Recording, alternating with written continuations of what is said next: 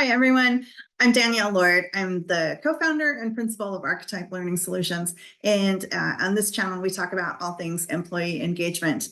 And if this is your first time here, or you're coming back for a little bit more of my snarky attitude towards how our organizational managers contribute to or fail to contribute to employee engagement, welcome. And our approach through my business, Archetype Learning Solutions, is simple. Our philosophy is all from the heart, and it is about providing quality daily interactions. And the best way to do that is to engage everyone every day.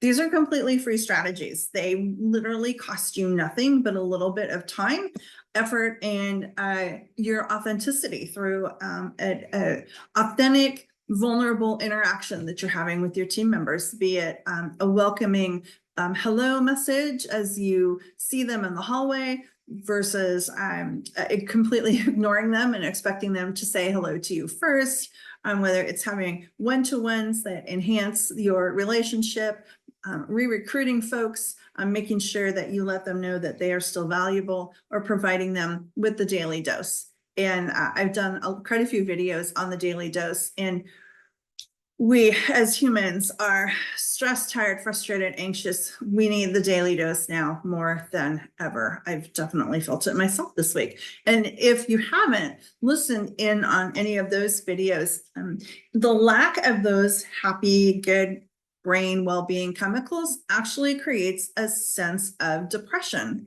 within humans who are not getting those good brain chemicals. So it's so important that we're making sure that we are smiling and connecting and making real authentic human connections with our employees. So even that smile, that connection through good eye contact and a warm hello can create an effective dopamine response that is so important.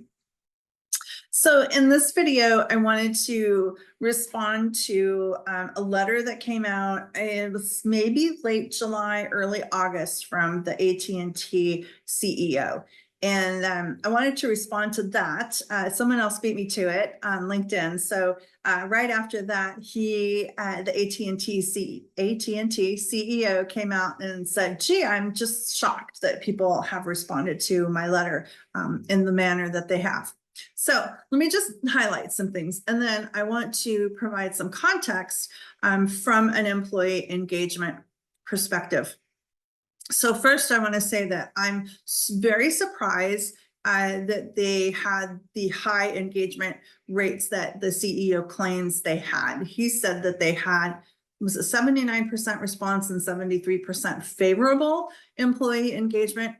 I might have those numbers reversed. It could have been 73 and 79 and 73. Anyways, I was employee engagement that was in the 70% favorable rating. Now, I have a tough time with that.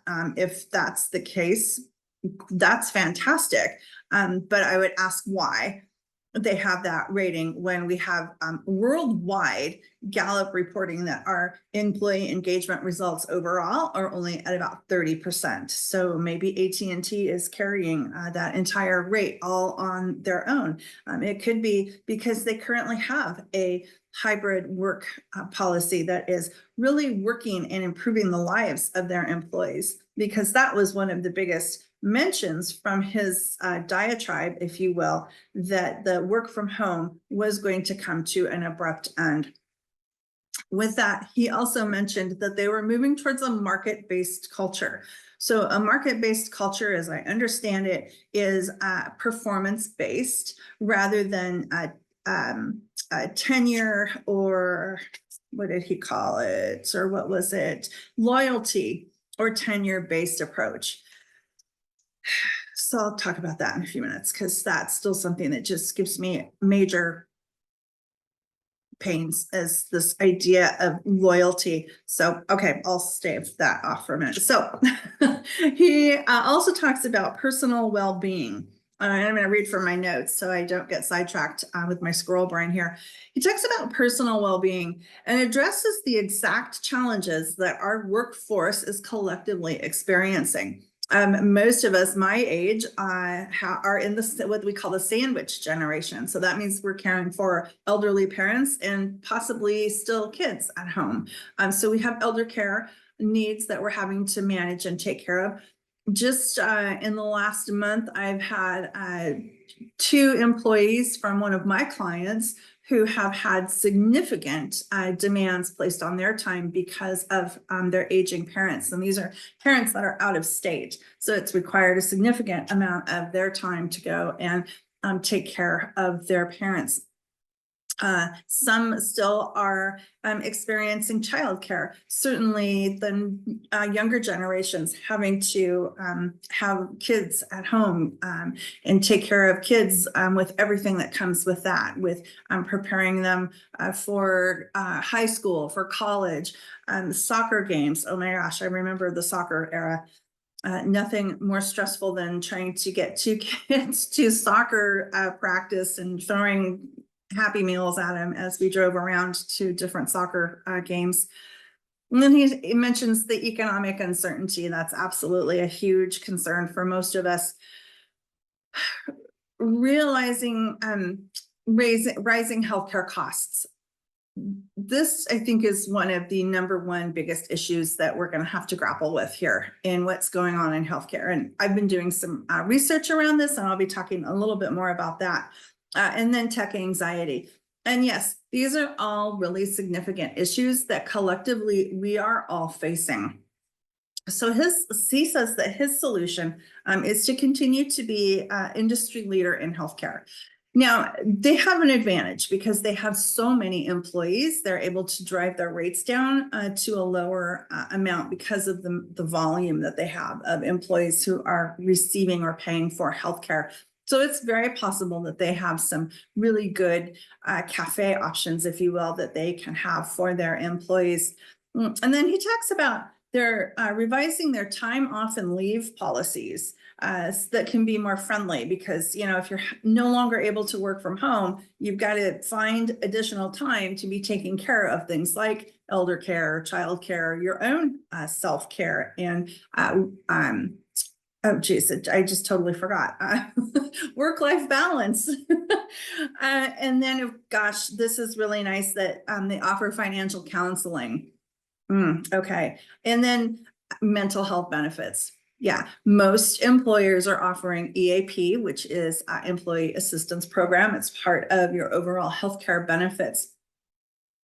EAP is a great option, but it is not the option for every employee. Most people are fearful of participating in an employee assistance program because they don't trust that their information will remain confidential, even though these folks, you know, mental health care counselors are required to follow the same HIPAA rules as any other provider. So you should feel confident in that, but that is not the best solution, and it's not what everybody needs is 2 or 3 sessions to talk to a counselor who may or may not be able to do anything more for you.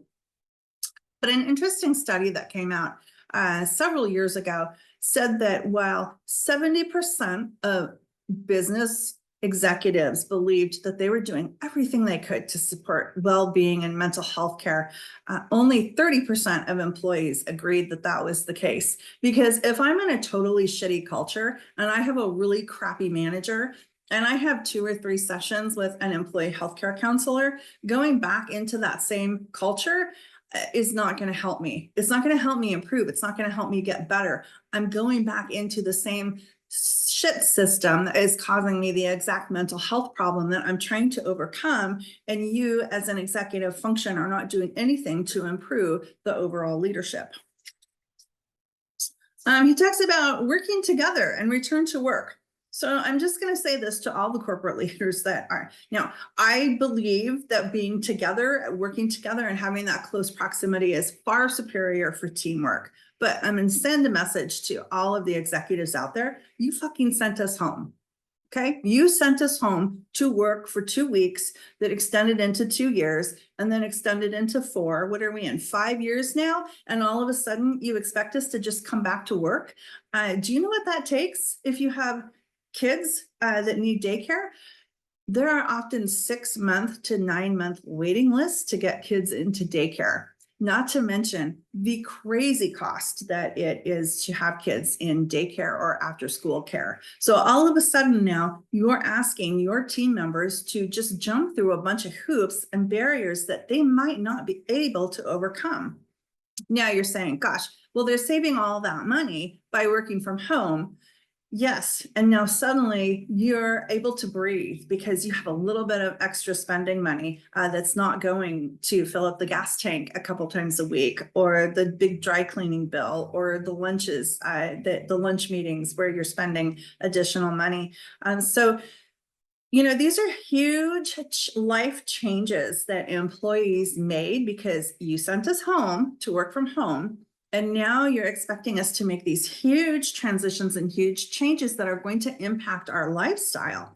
And I think the biggest one, especially for me in the location where I'm at, this is sometimes 2 or 3 hour commute home. And that adds to the frustration of your day. It adds to stress. It adds to angst, worry. What are the kids doing? What am I going to fix for dinner? I'm not going to be able to get enough sleep now. So all of these things have a compounding effect. And it's actually called level 2 trauma, which means that it is a repeated and prolonged instance of an interpersonal attack. So it just creates more trauma. It just creates more tired, stressed, frustrated, anxious brains. So we also realized during this time that we had more opportunity to spend with family. We could cook a nutritious meal and we could all enjoy that meal together. And now you're expecting us to transition away from all of these things that we've actually been able to heal through a lot of the anxiety that happens to us when we're in the workplace. So he also goes on to mention that this transition is going to involve a shift away from loyalty and tenure-based approach, to employee relations in favor of a market-based culture that emphasizes performance. So I touched on this a few minutes ago. We have had a tenure problem in organizations for about the last 30 or 40 years. And employers are no longer loyal to their employees. We see this on a pretty consistent basis. We've had downsizing, right sizing, upsizing, whatever sizing in order to restructure our teams, our organizations, and reduce the amount of FTE or the employees that we have. We've seen increasing tasks that get piled onto the backs of employees as a result of this, and we've just seen more stress and frustration. So no, employers have not been loyal to employees for quite some time, and it has not helped us out. And now you're going to flat out tell people that loyalty and tenure is no longer kind of the coin of the realm. Now, a tenure-based approach, yeah, there's some negativity. There's some negative aspects of having a tenure-based approach to your longevity. But tenure should mean something. Loyalty should mean something. So when your employees are skipping off to the next job for 10 cents more down the road from you, don't bitch about it, because it's a real problem that you've created. Performance-based culture is just one more approach to the scientific management approach. And I have railed about scientific management for as long as I can remember, because it is all about task and productivity. It has nothing to do with the human relations, the emotions, the connections that we create through relationships. And we see people like this get promoted into executive level positions all because of performance, not because of behavior. This is not helping us. Let's see. Time off policies. Okay, so yes, the question I had here, I can't read my own writing most of the time. Performance-based culture, you cannot have effective time off and leave policies when you have a performance-based culture, because the very nature of taking time off means that you're most likely not going to make the performance metrics that you've been assigned to hit. So if you're taking time off and you can't meet those metrics, I guess that means you no longer have any tenure within the organization. So these are things that do not drive engagement. So he says he's really surprised at how his letter became so mainstream and so many people have read it. He's kind of incredulous as to the fact that, wow, there's all these people who took time out of their day to read my letter. He says that only this message that he wrote in the letter only resonated with 40% of the people who read it. And I should say, you shouldn't be surprised by that, because you, sir, are the exact reason that people are so freaking exhausted, and you are not a leader. So, the other thing he says, related to medical costs, despite rising medical costs, we intend to hold management medical contributions flat for the 2026 renewal cycle. Management contributions, not employee contributions. So my message back to you is that you are the reason why employees are so frustrated, why we're angry at each other in the grocery store, why we're angry with each other on the roads, because of bullshit like this. And having people at your executive level take this overly transactional approach to my way or the highway into organizations. So he also goes on to say that he's not an industrial psychologist, so he just can't understand why there's so much angst over this letter. Okay. Organizational behavior, my PhD is in organizational behavior, leadership theory, very close to an industrial organizational psychologist. I just don't have the psychology background, but there's a ton of psychology on the work that we do. And I'm here to tell you that you are the problem. You want an IOP professional to tell you why this letter resonated or didn't resonate with so many people, is because you are the problem. Your transactional management approach, you're not a leader. Stop calling yourself that. This transactional approach of do this or else is what everybody is so freaking tired of. So get over yourself. Start embracing the humans who are making your organizational function, not their performance. So that's my response. Probably not as well thought out or as articulate as it could be, but I get very emotional around these things because this is the problem. And this is what employees and humans are so fed up with, is this just take it or leave it approach. At some point, that take it or leave it approach is going to show up in terms of whether we take or leave your solutions, the consumer-based products and resources and solutions that you provide for us. So we can talk just as much with our own pocketbook. So there you have it. I'm Danielle Lord, founder and principal of Archetype Learning Solutions, and that's my response back to the AT&T letter around employee engagement. People are tired of it, and we deserve more. Thanks everyone for listening, and hope to see you back soon.